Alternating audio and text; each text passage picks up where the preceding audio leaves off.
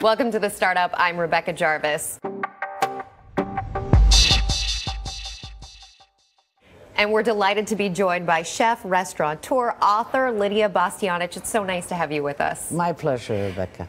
You're the ultimate American story. You went out, you set out, and you created something. I guess I did. I'm still working at it in a continuum. But yes, I came as an immigrant at 12, with my family, this great opportunity coming to America, and went on to school, and then went on to sort of open restaurants with my husband, who was in the business and never dreamed of how things would evolve, and multiple restaurants and books and television. In retrospect, when I look back, it's really, is that me, I say? It's really a dream story. But has it been, it's been a lot of hard work in a sense, but a lot of pleasure, a lot of kind of really feeling that I've achieved something, and very proud of it. What motivates you?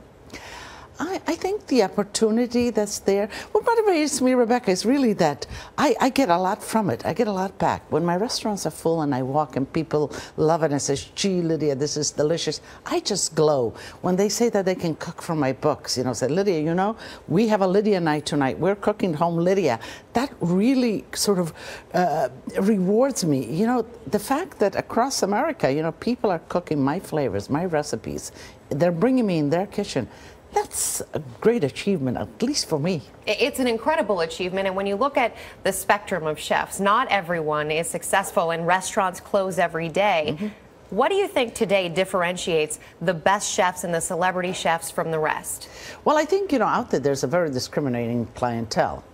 Customers know, clients know, they're very well informed.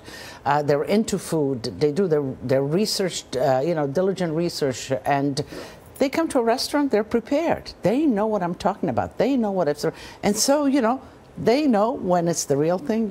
Everybody's conscious about the food being nutritionally sound, prepared sound, health-wise as far as calories. And, going out to dinner is not that ultimate feast anymore. It's part of, the routine. Exactly. Socializing, whatever. So people are really in tune, and as chefs, as restaurateurs, we just need to be actually ahead of the curve. Know the business side of it. Yeah. Well, the business side, yeah, you need to have a good sensibility as far as business. And, I think that part of my success is, the people that I surround myself. First of all, my family. My family, has been there from the very beginning. My mother, when we came here as immigrants, we worked together. We huddled together. We stayed at that table. That was our kind of a little, home away from sort of what we left behind. And I turned that into an experience, and I brought the whole family with me. And if you talk about multiple restaurants that I have now, it's about the team in each restaurant. It's about good people, passionate people, people that want to sort of be part of what I do. And it's a team effort, like a great orchestra. Your family fled communism. We did. The part of Italy, northeast, now it's Istrian Peninsula and so on, that was Italy. After World War II, it was given to the newly formed communist Yugoslavia. Iron Curtain went up, whatever, and we were sort of captured behind as ethnic Italians, had to escape back into Italy, ultimately went to a political refugee camp for 2 years, and then came to the United States in 1958. And established your first restaurant not too many years later in Queens. In 71. 71. In 71, it was our first restaurant. I was rather young. I was 24 maybe, but my husband by then, I was married. He was in the restaurant industry. He worked the front of the house. And the passion of cooking actually came maybe my grandmother and back home, she grew, and we had the milk, the goats, the chickens, the eggs. She grew the carrots, the potatoes. So all the food, really, I was connected to it, and then she would prepare. So my love for food really came from a very basic relationship to food. And then when I came here, I kind of missed that. And food was my connecting link. And food, that's what food really is. It connects us. It connects us to who we are, our family, our ethnicity, and it brings us together at the table.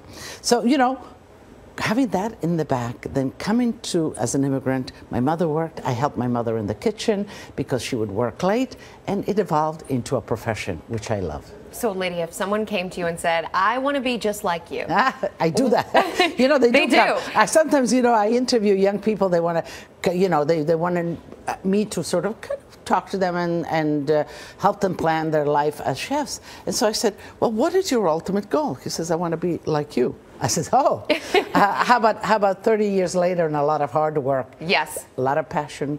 You need continuously to update yourself. I travel a lot. I go back to Italy a lot because I feel very committed to the Italian culture and bringing it to my American culture. And so I do a lot of research and travel all the time. So you think people don't necessarily recognize all the hard work that goes into being Lidia Bastianich? But I think that anybody that's successful, what's behind them is hard work and doing it over and over and over. You know, I read an article, what makes a master? How many times you've done it. That's what makes a master. Experience. Lidia Bastianich, wonderful speaking with you. Thank you, so Rebecca. much. And thank you for joining us on The Startup. Remember, if there's someone you'd like to see here, tweet us at Rebecca Jarvis, #TheStartup.